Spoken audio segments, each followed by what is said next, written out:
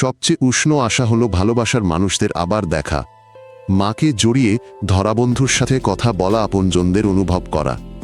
প্রায় সব ধর্মই এর প্রতিশ্রুতি দেয়, কিন্তু যদি প্রিয়জনরা অন্য কোথাও থাকে অথবা তারা একেবারেই না থাকে, তুমি একা থাকলে কি স্বর্গ হবে, নাকি তোমাকে তাদের নকল দেখানো হবে?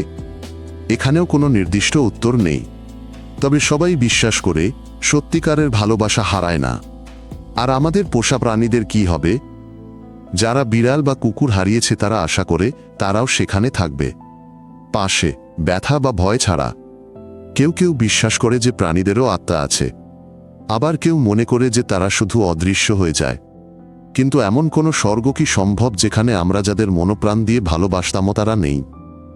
মানুষ বিশ্বাস করে যদি সত্যিকারের যোগাযোগ থাকে তা হারাবে না।